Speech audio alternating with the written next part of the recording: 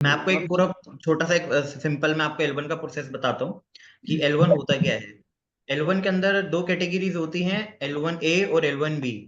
L1A में भी आगे अगर हम इसको सब कैटेगराइज करें तो होता है कि न्यू ऑफिस सेटअप। मान लीजिए कि मेरी एक इंडिया में कंपनी है 2 से 3 साल पुरानी, जिसका रिवेन्यू अगर 4 से 5 करोड़ साल का भी है और 7 से 8 employee 7 to 8 employees company payroll पे हैं।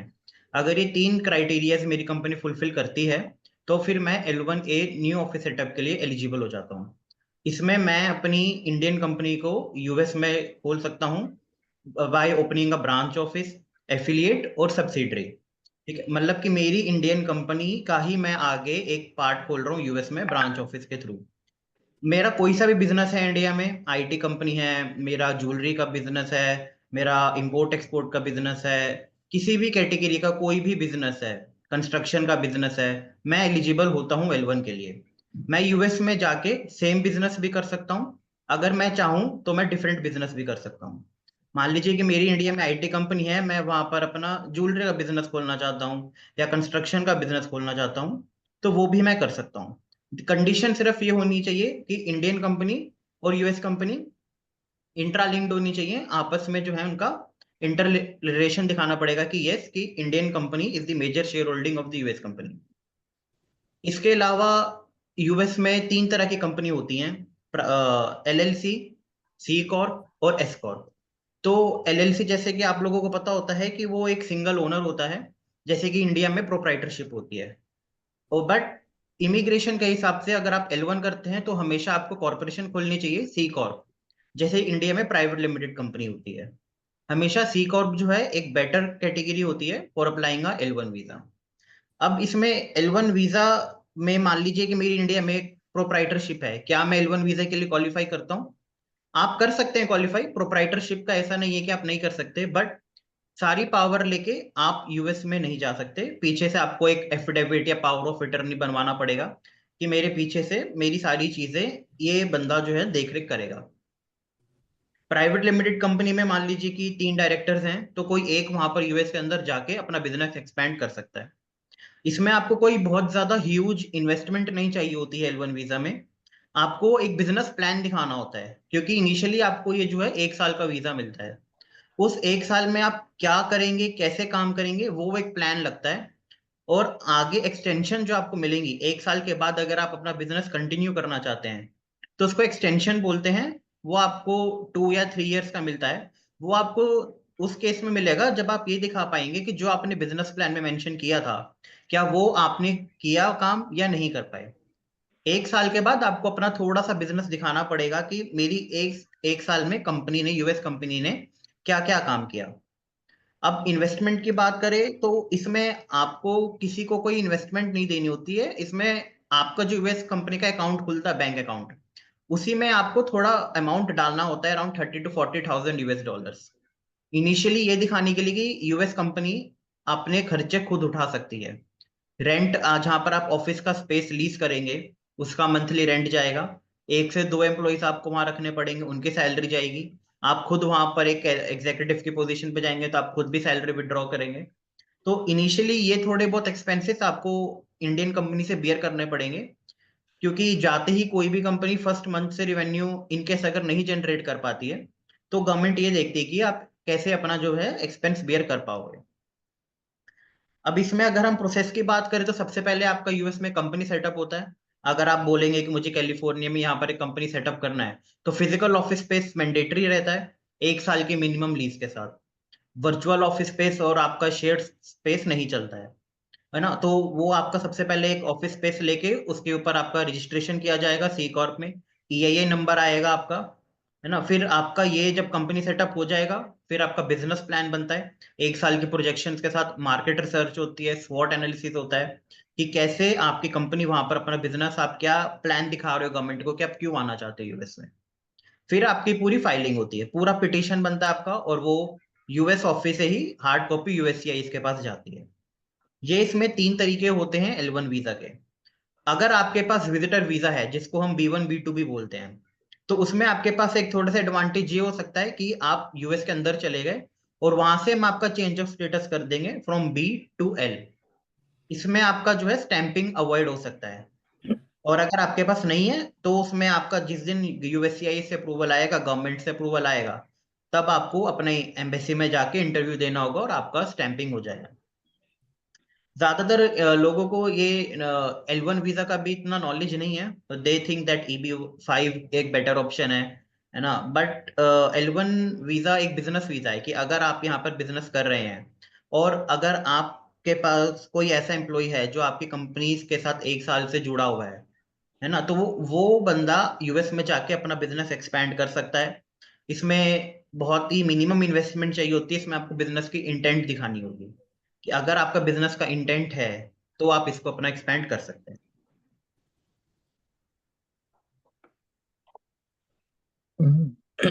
थैंक यू ख्वाहिश। मेरे को लगता है मैं तो इतने जोर जोर से बोल भी नहीं सकते यू स्पोक वेल। तो बेसिकली इसने कवर कर दिया। कुछ क्वेश्चंस हैं साइड में। Any effect on L1 visa from current government actions. तो अभी L1 के ऊपर तो कोई एक्शन नहीं हुआ है, बाकी पे भी जो एक्शन हुआ था जैसे कि F1 पे, और वो भी अभी रिवर्स हो गया है। जिन लोगों का वीजा रिवोक हो गया था वो वीजा ठीक कर दिया गया। और H1B के ऊपर कुछ नहीं खास है, नो रूल चेंज नथिंग। और approximate time duration for the whole process, तो ये प्रोसेस जो है अगर एप्लीकेशन जब रेडी होके सबमिट हो जाए तो 15 दिन में भी इसका आंसर आ जाता है। और अगर वो उसमें थोड़े पैसे ज्यादा डालने पड़ते हैं उसको एक्सपीडाइटेड प्रोसेसिंग बोलते हैं। लेकिन नॉर्मल में वो 1 से 3 महीने के बीच में आ जाता है। और फाइल बनने में और सबमिट होने में भी मैं बोलूंगी 1 से 3 महीने लग जाते हैं, जो ऑन द एवरेज हमने देखा है। लोगों के पेपर वर्क पूरा रेडी नहीं होता है, फिर वो बैक एंड फोर्थ उसमें हो जाता है। और एक क्वेश्चन है, can a student and OPT in USA apply for L1 visa showing how company in India opening A branch now in USA. अगर आपको यूएस में आए हुए अभी 3 साल ही हुए हैं तो विद इन 3 इयर्स आप कर सकते हो। और अगर आपको यूएस में आए हुए 3 साल से ज्यादा हो चुके हैं तब आप L1 के लिए क्वालिफाई नहीं कर सकते, क्योंकि जो एम्प्लॉय है वो लास्ट 3 इयर्स में से 1 ईयर पेरोल पे होना चाहिए। लेकिन अगर आप अभी आए हो, 2 साल हुए हैं आपको और आपका इंडिया में बिजनेस है, तो फिर आप उसकी ब्रांच ऑफिस खोल के उसमें से L1 वीजा जरूर कर सकते हैं। तो ये कुछ क्वेश्चंस थे जिनका मैंने आंसर दे दिया। Hi, Alka, this is Deepak here. Yes. So, just want to ask, do startups qualify for L1 visa there? Say if it's you're from a restaurant background and F&B background, can startups have their presence simultaneously there?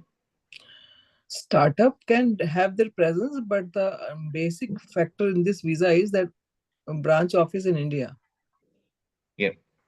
So if you have So if they are established in India, say fairly new startup there in India as well. So can they even start in US? new startup means just starting, the company has to be at least About say about a year or 2 years old. 2 years old will work. 2 years old. Thank you so much. Yeah. And does because I have studied in US, so I've been on F1 visa. There, I've been there for about 3 years, and I do have a B1 B2 visa as well. Mhm. So does this conflict anywhere in interest? Now you are in India or in Yeah, US? I'm in India. I'm in India. After securing my B1 B2, I've never traveled there. Yeah, so no, it will not be any conflict. You can always apply for any kind of visa. Okay, thank you so much. Yeah, no problem. So, Khush, Abhi, what else should we tell? Any frequently asked questions, if you know, then we can answer those. तो So, this is mostly the manager should be, there are two roles for the manager, and those managers should be senior managers, because there should be 3 tiers, means 3 level manager in the middle, and he is reporting to the senior management of the business, and then manager should have people working under him. So ये भी एक structure बनाना पड़ता है business में, इसको organisational structure बोलेंगे। कि manager जो है वो लोगों को मैनेज कर रहा हो on day to day basis और रिपोर्ट कर रहा हो बोर्ड को या डायरेक्टर्स को। तो ये भी मैनेजर की क्वालिफिकेशन हमें बहुत इलेबोरेटली लिखनी पड़ती है कि वो करता क्या है। और यहाँ पर आकर क्या करेगा, तो वो भी मेन क्राइटेरिया है जिसको कि हमें बताना पड़ता है कि क्या मैनेजमेंट स्किल है उसमें, क्या वो डिसीजंस बनाता है, हायरिंग करता है, या वो टेक्निकली ट्रेंड है, या वो एडमिनिस्ट्रेटिवली ट्रेंड है, या स्ट्रेटेजिक एडवाइजर है, क्या है वो। तो वो रोल भी we have to always consider कि किसको मैनेजर बोलेंगे। he should be more like operations manager or general manager, not like holding one small department. और जो इसमें सबसे ज्यादा इंटरेस्टिंग चीज ये है कि आप ग्रीन कार्ड बहुत जल्दी डाल सकते हो, और आज की डेट में उस ग्रीन कार्ड की वेट 2 से 3 साल है, और कभी कभी वो बिल्कुल टाइम कम हो जाता है, और ग्रीन कार्ड भी लोगों को 1-1 महीने में मिल जाता है। तो इसको फाइल करके लाइन में लग जाने में ऑलवेज फायदा है, क्योंकि अभी तक इस वीजा के ऊपर कोई इफेक्ट नहीं आया, कोई स्टेटमेंट नहीं आई है L1 वीजा के ऊपर। उसकी वजह ये भी हो सकती है कि बहुत सारे लोगों को इस वीजा के बारे में मालूम नहीं है, इसलिए हम इसको प्रमोट कर रहे हैं इंडिया में और globally also. I have, I think इसमें जो आपको Hello. ग्रीन कार्ड मिलता है उसकी वो कैटेगरी होती है EB1C। सेकेंड ईयर में आप लोग एलिजिबल हो जाते हो for getting a green card, और अगर आपके स्पाउस और 21 ईयर से नीचे के चिल्ड्रन वो भी इंक्लूड रहते हैं, और आप इन सबको साथ में अगर आप पिटिशन अप्लाई करते हो तो आपको ग्रीन कार्ड जो है आपके स्पाउस और 21 ईयर से नीचे के बच्चों को भी मिल जाएगा साथ में। Right. Hello. and the few consultants are still advertising about EB5 visa, but I heard in the news that EB5 visa is freezed now, but we are not sure about the exact status of the EB5 visa. Can we still apply for EB5 visa? मतलब ये है कि EB5 का हर साल ही EB5 पे ऐसे बोलता जाता है कि सन विल सेट ऑन EB5, हर साल बोला जाता है कि EB5 बंद हो जाएगा, लेकिन फिर कंटिन्यू हो जाता है। और EB5 में मुझे मालूम नहीं है कि आपको क्यों अट्रैक्शन होगी, क्योंकि EB5 में अभी वेटिंग है। उतना ही पैसा आप L1 के थ्रू लगाकर you can do it faster. और EB5 में जो ग्रीन कार्ड मिलता है वो प्रोविजनल 2 साल के लिए टेम्पररी ग्रीन कार्ड मिलता है, और 2 साल के बाद परमानेंट ग्रीन कार्ड मिलता है। इसमें पहली बार में ही आपको परमानेंट ग्रीन कार्ड मिल जाता है। और EB5 में आपको 10 एम्प्लॉइज पेरोल पे रखने पड़ते हैं जो कि ग्रीन कार्ड या सिटीजन हो, ऐसा इस वीजा में नहीं करना पड़ता है। Okay, thank you, doctor. Okay. During first 20 minutes, the voice was very unclear for me to listen. Oh. So I missed that part. So can I get some information in a written form? I will email you and preferred email. Right. We will, because we also have some recording of the previous webinars also. I'll ask Twice to share with you. Okay. Thank you. Yes. तो to conclude कि L1 visa ये है कि अगर आपकी कोई भी company चल रही है, बहुत ये small to mid size businesses के लिए भी होता है ना, कि अगर आपका 4-6 करोड़ का बिजनेस है, 7-8 एम्प्लॉइज हैं, देन यू कैन क्वालिफाई ना। इसमें आपको कोई बहुत बड़ा टर्नओवर नहीं चाहिए, बस आपको ये दिखाना पड़ेगा कि आप यूएस में अपना क्या बिजनेस करेंगे, है ना। और 1 साल के बाद आपको एक्सटेंशन मिल जाएगी। टोटल 7 ईयर्स के लिए होता है ये। सेकेंड ईयर में आप ग्रीन कार्ड अप्लाई कर सकते हैं विद फैमिली, और इसमें आपको EB5 की तरह 10 लोग नहीं रखने पड़ेंगे, कंडीशनल ग्रीन कार्ड नहीं मिलेगा, है ना। इसमें आपको जो है परमानेंट ग्रीन कार्ड मिलेगा, और इसमें 10 लोग नहीं रखने, 1 या 2 लोग रख के भी आप अपना बिजनेस चला सकते हैं इनिशियली, जब तक आपका बिजनेस नहीं चलने लगता। तो इसमें ये कुछ एडवांटेजेस हैं। इसमें इन्वेस्टमेंट नहीं होती है, इसमें बिजनेस का इंटेंट होता है कि आप अपना बिजनेस कैसे करेंगे। कोई भी कैटेगरी हो, मान लो ज्वेलरी शॉप है, वो भी आप कर सकते हो, है ना। ज्वेलरी शॉप भी कर सकते हैं, इंपोर्ट एक्सपोर्ट हो, IT company, non IT company, हर तरीके का बिजनेस एलिजिबल होता है L1 के लिए। Right. कहीं भी आप इसमें जाके कर सकते हैं।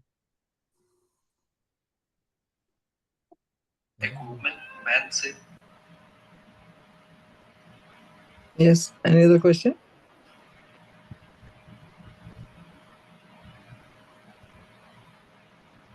This is Shrikant. Actually, I was communicated that this meeting is at 11 o'clock PM. So I didn't check my message. I missed the total entire video. Can I get the recording of this? Yes, we can share the recording to you. Yeah, thank you. Yeah, right. Absolutely.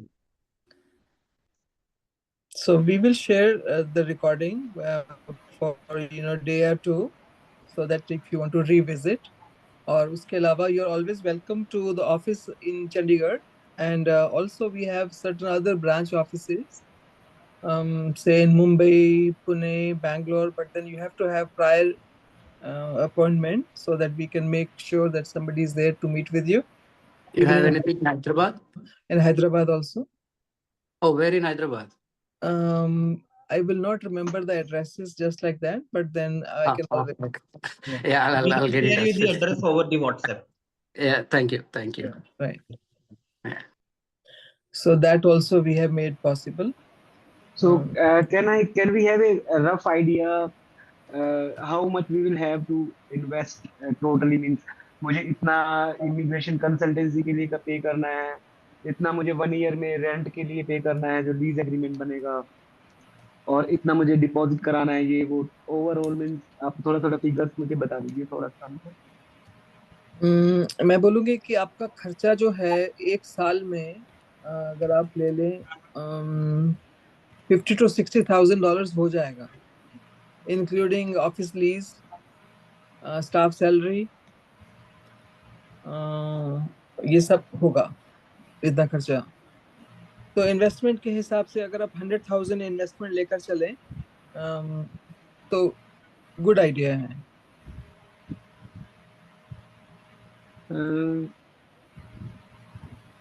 लेकिन एक तो खर्चा तो एक तो ऐसा है कि सैलरी है, जैसे स्टाफ की सैलरी है, काफी चीज सैलरी, तो मेरी खुद की सैलरी हो तो मेरे पास ही आ रही है, मतलब कुछ चीजें।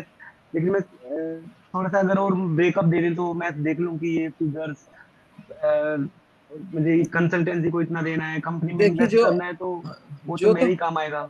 जी जी, जो तो हमें देना है उसका रेंज 10 से 15,000 डॉलर है, ठीक है, जिसमें कि गवर्नमेंट की फीस भी आ जाएगी आपकी फर्स्ट ईयर के लिए। वो भी हम एकदम से नहीं लेते हैं, सक्सेसिवली लेते हैं, जैसे जैसे चंक में काम होता जाता है वैसे वैसे हम और पैसे लेते जाते हैं।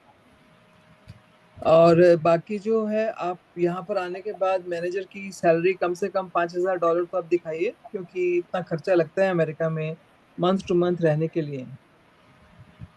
तो उसके बाद बाकी जो है एक दो एम्प्लॉइज की पार्ट टाइम या थोड़ा बहुत वो सैलरी का टर्नओवर होगा, और बाकी ऑफिस के लीज जो कि मिनिमम शेयर्ड वर्क स्पेस में $250 से लेकर $400 तक में आपको मिल जाएगा। तो इतना ही खर्चा है।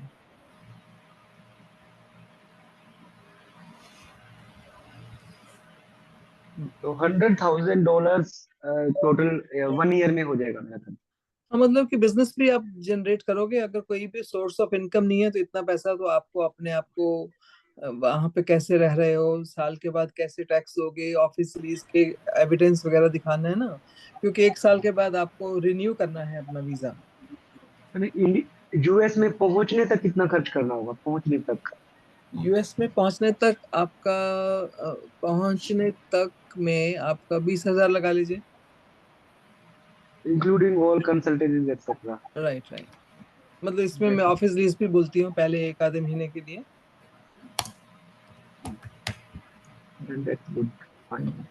तो कौन सा स्टेट में शुरू होगा बिजनेस? आपकी चॉइस है जिसमें भी करना। हम लोग तो कैलिफोर्निया में हैं और उसके अलावा 16 जगह पे हमारे ऑफिसेज हैं, तो आप जो भी पिक करोगे हम वहाँ पे आपका ऑफिस सेटअप करने में। अगर आपके कोई फ्रेंड्स रिलेटिव्स वगैरह रहते हैं, आप एक पर्टिकुलर स्टेट में जाना चाहते हो तो आप वहाँ भी आपके लिए खोल सकते हैं। कैलिफोर्निया के बारे में थोड़ा सा ये है कि कैलिफोर्निया को एक्सपेंसिव समझा जाता है, लेकिन बिजनेस अपॉर्चुनिटीज भी ज्यादा हैं। ओके, ये भी फर्क है। मैम मेरा जो एक मेन क्वेश्चन ये है कि मैं पिछले 3 साल से 2 ईयर से मैं इनकॉर्पोरेट करने की सोच रहा हूँ एलएलसी वहाँ पे। रीजन उसका ये है कि मैं right now I am importing medical devices from United states, और मैं मोस्टली जो परचेज करता हूँ शिकागो से परचेज करता हूँ। अच्छा। तो अभी जैसे मैंने लास्ट ईयर में अप्रोक्सीमेटली 10 करोड़ NIR का इंपोर्ट किया था। तो एक तो मैं ये जानना चाहता हूँ कि वो जो मैं इंपोर्ट कर रहा हूँ वो भी एक तरह से, क्योंकि मैं अभी क्या कर रही है, but in future will happen. For example, my name is Shiv. I will incorporate a Shiv USA company in Chicago, Hmm. and then Shiv USA company will export the medical devices Hmm. to the India. Right. Shiv India company will send money to USA, and Hmm. then that Shiv USA company will purchase the medical devices from the United States, and Hmm. then Shiv USA will come after purchasing from United States. Shiv USA company will export that. So Right. वो भी turnover में include हो जाएगा automatically by default मेरा जो सारा. देखिए, जो टर्नओवर तो दोनों कंपनीज का मिलकर ही जोड़ा जाएगा ना, कि अगर इंडियन कंपनी का टर्नओवर बढ़ रहा है या यूएस कंपनी का टर्नओवर बढ़ रहा है, जब आप एक्सपोर्ट कर रहे हो तो आप इंडिया को एक्सपोर्ट कर रहे हो यूएस से. राइट. इंडिया इंपोर्ट कर रहा है, फिर इंडिया सेल कर रहा है, फिर इंडिया का रेवेन्यू बढ़ेगा. राइट. और अगर आप बस, तो आपकी जो मार्केट है वो इंडिया में ही रहेगी कि यूएस में भी मार्केट होगी आपकी? 20% of the times I just sell into the US, but 80% of the time और 90% of the time मेरी इंडिया ही मार्केट रहती है. हम्म. तो फिर आप यूएस में मतलब क्या एक्सपैंड करना चाहते हो? 20 से इंक्रीज करना चाहते हो? 20% से? परचेजिंग का थोड़ा सा चाहता हूँ कि मेरा वेयर हाउस बने वहाँ पे और मेरी परचेजिंग टीम हो वहाँ पर, और डेफिनेटली कुछ सेल्स के लिए भी हम सॉफ्टवेयर हॉस्पिटल्स के अंदर देना चाहते हैं, सॉफ्टवेयर सर्विसेज देना चाहते हैं हॉस्पिटल्स को. तो ये है मेरा. हाँ, तो यही आपका बिजनेस प्लान बनेगा कि आप कई देर से बिजनेस कर रहे हो यूएस के साथ, अभी तक इंपोर्ट कर रहे थे, अभी आप उनको सर्विसेज देना चाहते हो और मतलब कि मार्केट एक्सपैंड करना चाहते हो, उनको भी डिवाइसेस देना चाहते हो, या जो भी आपका प्लान होगा.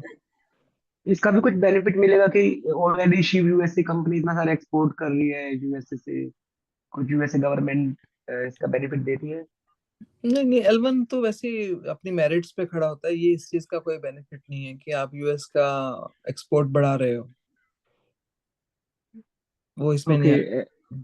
हेलो। और एक मुझे टैक्सेशन के लिए पूछना था, जैसे 10% वैट लगता है मेरा शिकागो के अंदर मंथली. हम्म. तो अगर मैं एक्सपोर्ट करता हूँ तो मैं परचेजिंग शिकागो से करता हूँ, तो मुझे क्या कंपनी शिकागो में ही ओपन करनी चाहिए अपनी जो एलएलसी, अगर मैं परचेजिंग शिकागो से हो रही है? मेरी 90% of the purchasing I do from Chicago.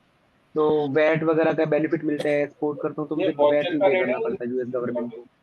तो उसका कुछ बेनिफिट्स वगैरह मुझे ऐसा कुछ है कि शिकागो में कंपनी मुझे करनी चाहिए, या मैं देख, कहीं भी कर सकता हूँ शिकागो से परचेजिंग करने के बाद भी? कहीं भी कर सकते हैं. ओके. जहां पर भी ड्यूटीज या टैक्सेस कम लगते हैं वो स्टेट आपके लिए हम ढूंढ देंगे. Okay. Okay. Thank you.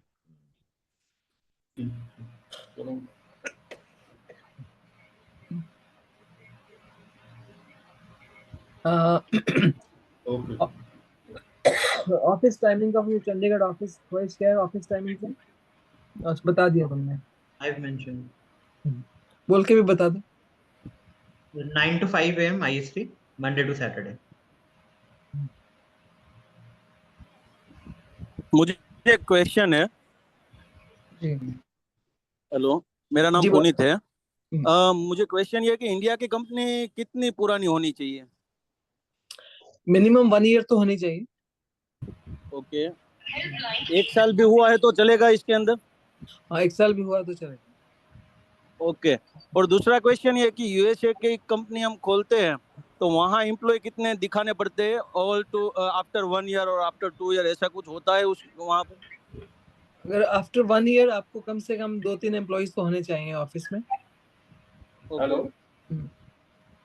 After 1 year 2-3 employees होने चाहिए? हाँ, जैसे कोई सेल्स एंड मार्केटिंग कर रहा है, कोई अकाउंटिंग कर रहा है, और बाहर वाले वेंडर्स भी आपके, जैसे टैक्स वाला है जो, वो भी हो सकता है आपके लिए. जरूर नहीं है कि पेरोल पे होने चाहिए. तैयारी करते थे कितने का दे रहे हैं? तो पेरोल के अलावा कैसे, मतलब?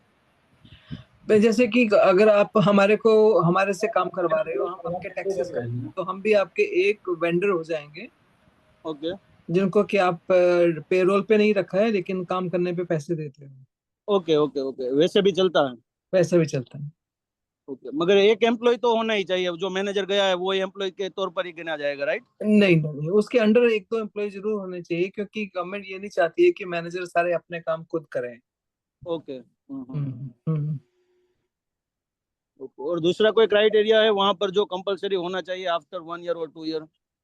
नहीं, बस एम्प्लॉयज का ही देखना है और मैनेजर डे टू डे क्या कर रहा है और अभी उसको वहां पे रखने की क्या जरूरत है। तो आपको आफ्टर 1 ईयर ये दिखाना ही पड़ेगा कि काम है और उसके लिए वो यहाँ पे रुकेगा। और अब आप उसका ग्रीन कार्ड भी फाइल करना चाहते हो। ओके। और 1 ईयर का टर्नओवर वगैरह कुछ होना चाहिए कि इतना टर्नओवर होना ही होना चाहिए, ऐसा कुछ? जरूरी नहीं है, अगर बिजनेस कॉन्ट्रैक्ट्स इन लाइन लग गए हैं और अभी दूसरे साल में उनसे इनकम आनी शुरू होगी, वो भी चलेगा। Okay okay, hmm. Thank you. Doctor, जैसे हम सैलरीज पे करेंगे, फॉर एग्जांपल मुझे 5 एम्प्लॉइज को मैं सैलरी पे कर रहा हूँ, as you told that minimum I will have to pay 5,000 USD per month to each employee. So in this No, way no, I no, will not to each employee, to manager, to the manager. to the manager हाँ, and क्योंकि to मैं other employees. Other employees के जो minimum wages हैं वो आप दे सकते हैं। How much is the minimum wages in United her States? Her state के अलग अलग हैं, किसी स्टेट में $5 भी हैं, कैलिफोर्निया में $17 हैं। It's $70 per hour. per day. नहीं, Per पर hour. Per hour $17 per hour. और बाकी के स्टेट में $5 भी हैं, 7 भी हैं, 10 भी हैं, ऐसे अलग स्टेट्स में अलग है। तो ये पर आवर जो वेजेस हैं डॉक्टर, तो वो हमें कैसे मेरे मेरे को मंथली पे करना होगा ना उनको, तो मैं इनको weekly 40 hours per week. 40 hours per week मुझे पे करना है उनको, जी राइट? जी। तो ऐसा भी कुछ वे है उनको रिफंड कराने का, वापस उनसे लेने का पैसे, और ऐसे कुछ मैं लोगों को ढूंढ लूं वहां पे कि जो उनको मैं पे कर दूं और वो मुझे वापस दे दे पैसे? हम तो ऐसे सजेस्ट नहीं करेंगे, वो आपकी मर्जी है। But it is some people might be doing that. I will not say anything about it. Okay, Hmm. Thank you doctor. No problem. अगर यूएस में आईटी का बिजनेस है और आईटी का काम सब एक्सपोर्ट करते हैं वहां से, मतलब इंडिया में टीम है वो डेवलप करेगी, वहां ज्यादा एम्प्लॉय की जरूरत नहीं है, मैनेजर भी वहां से काम लेके वो इंडिया काम करा लेगा, तो उस केस में कैसा रहेगा? तो अभी जो है थोड़ा रिमोट एम्प्लॉयज का भी चल गया है, तो ऐसे मैनेजर को हम लोग एग्जेक्टिव बोलते हैं कि वो जाकर वहां पर स्ट्रेटजी बना रहा है, क्लाइंट्स को मिल रहा है और मेजर डिसीजंस ले रहे हैं। तो उसके लिए थोड़ी सी मैनेजमेंट और तरह की होती है, मतलब कि वो एक फंक्शन के लिए वहां पे गया है, फंक्शनल मैनेजर बोलते हैं उसको, यहाँ बोलते हैं एग्जेक्टिव।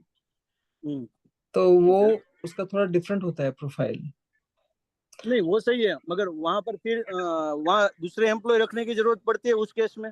हाँ, तो उनका ये कहना है कि ऐसा है कि मैनेजर जो है वो बैंक नहीं जाएगा पैसे जमा करवाने के लिए, day to day run around नहीं करेगा, तो मैनेजर को सब फैक्स नहीं करेगा, ऐसी ऐसी चीजें इमिग्रेशन लिख कर भेजती है कि कौन उसको एडमिनिस्ट्रेटिवली हेल्प कर रहे हैं। तो वो एक दो तो दिखाने पड़ेंगे आपको। ओके। तो आई कैन मैं दो तरह के बिजनेस कर सकता हूँ वहां पे जाकर, जैसे ऑलरेडी मेरा मेडिकल डिवाइस का है, साइमल्टेनियसली मैं चाहूँ कि ट्रांसपोर्ट का भी मुझे करना है, तो दोनों बिजनेस साइमल्टेनियसली कर सकता हूँ मैं वहां पे उसी एलएलसी से? साइमल्टेनियसली कर सकते हो, एक ही कॉर्पोरेशन में से भी कर सकते हो, और ये भी देखना पड़ेगा कि दोनों में क्या क्या लाइसेंसिंग या इंश्योरेंसेस लगनी है, वो थोड़ा बिजनेस स्ट्रक्चर समझनी पड़ेगी। कर सकते हो जरूर, है ना। अगर दोनों बिल्कुल डिफरेंट है, मेडिकल डिवाइसेस अलग तरह का बिजनेस है, ट्रांसपोर्ट अलग तरह का बिजनेस है, ट्रांसपोर्ट में अलग तरह के लाइसेंसिंग और इंश्योरेंस रखनी पड़ती है, मेडिकल डिवाइसेस में अलग तरह की रखनी पड़ती है ना, थोड़ा वो बिजनेस स्ट्रक्चर समझना पड़ेगा। ये स्टाफिंग कंपनी है तो यूएस में उसको वो केस में कैसे कर सकते हैं? कंपनी ऑलरेडी यूएस में है कि कंपनी इंडिया में? हाँ, ऑलरेडी है।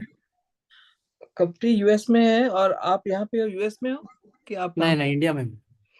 और यूएस में खोल के रखा है कंपनी और पर्सन अब कोई नहीं मेरा है? दोस्त के नाम पर है लेकिन आई एम रनिंग इट। हाँ, तो आप कर सकते हो। आप ही को आना है तो फिर कंपनी का पूरा स्ट्रक्चर इंडिया में बनाना पड़ेगा। हाँ, पता नहीं इंडिया में प्राइवेट लिमिटेड है कि सोल प्रोप्राइटर है? पार्टनरशिप है इधर। इधर कंपनी मेरा नाम पर नहीं है। अच्छा, तो आप मैनेजर बन सकते हो ना फिर तो। हाँ, बन सकता हूँ। हाँ तो कंपनी 3 साल हो चुका है शुरू होके। हम्म। और स्टाफिंग कंपनी का ऑलरेडी रेवेन्यू जनरेट हो रहा है? Sorry, I didn't get your question. जो स्टाफिंग कंपनी है उसका रेवेन्यू ऑलरेडी बीइंग जनरेटेड? हाँ हाँ, हो रहा है। Right. So you will not fall in the new company definition. So you will get first L1 at least for 2 years or 3 years, Okay. and you can definitely qualify for this Oh, is it L1A? L1A. Okay. Then how much time it will take for green card?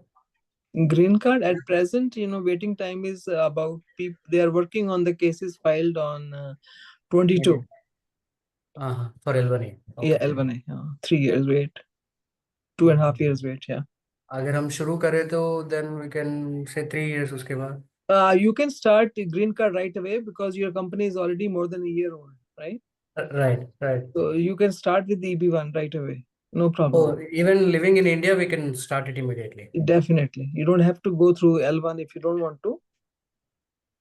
You can start with EB1.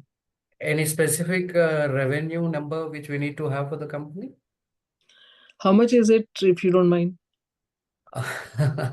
I had very good in 2022, but you know the market right now, so we have very less. I can say 120K Okay. now. 120K, yeah. Mm.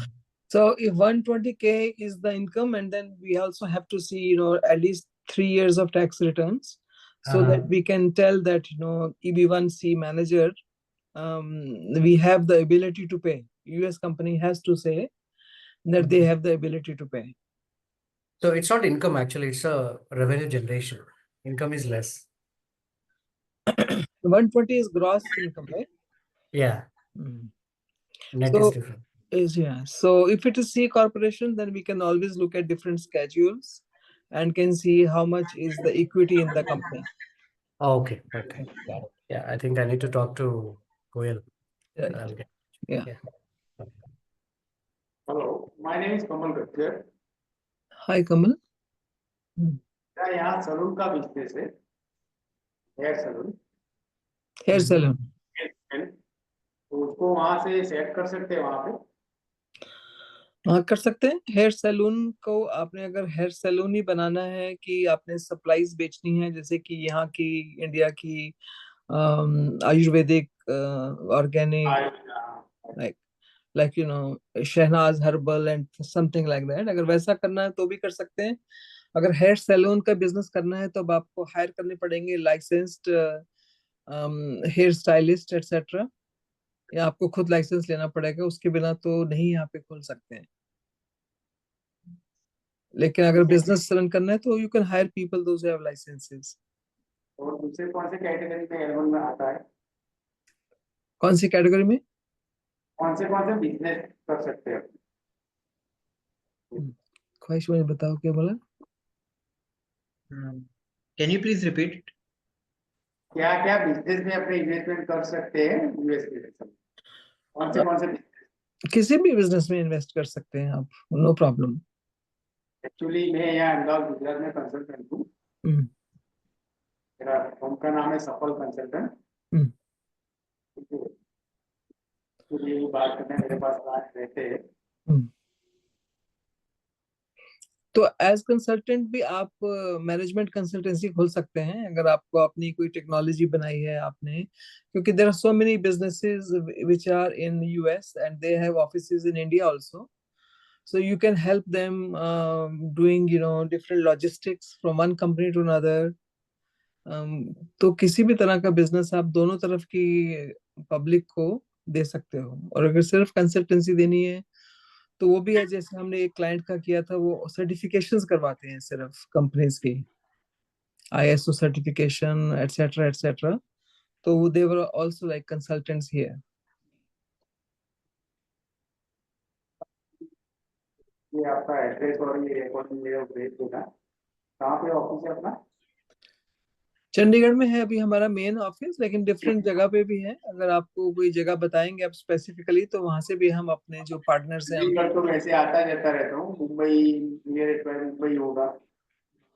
Mumbai में भी है हमारे partners.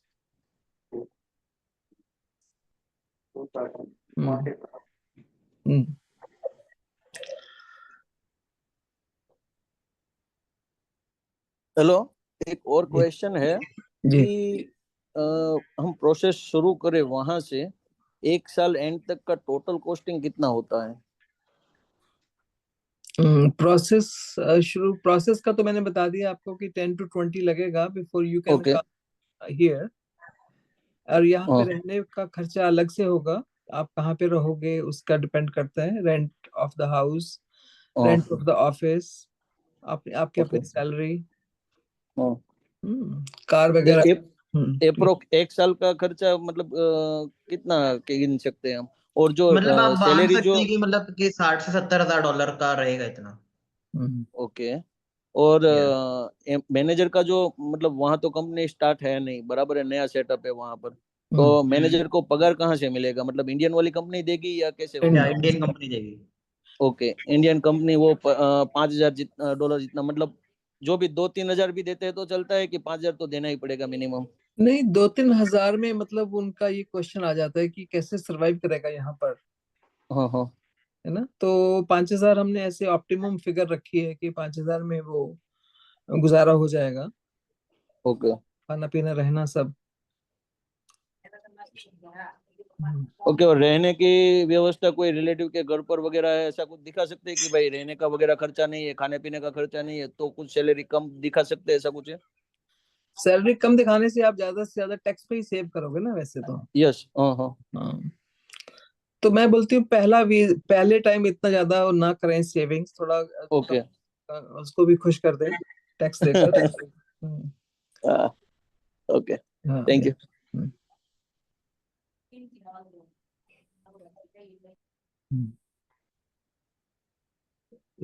If anyone has any questions, they can ask or we can conclude it. बाद में भी आप question पूछ सकते हैं, आप व्हाट्सएप ग्रुप में भी हैं और वो डीएम भी कर सकते हैं, और ख्वाहिश विल बी ऑलवेज देयर, मैं भी आंसर दे सकती हूँ। ठीक है, सो All right, then let's conclude the webinar.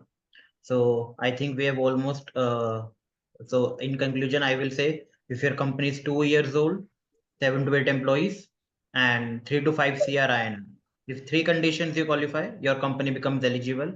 Any type of business you can do. The person who will be going must be employed with the Indian company for at least a year. Physical office space is mandatory. Green card you can apply after 2nd year. Family and children below 21 are also eligible. After 1 year you can apply for green card, और अगर already existing company है वो 1 साल से पुरानी होगी तो direct green card भी अभी फाइल कर सकते हैं। All right, All right, everyone. Thank you so much for joining. We can stay in touch over the WhatsApp and email. Okay, all right. Thank you so much for all the insight Thank you and so much. information. You're welcome.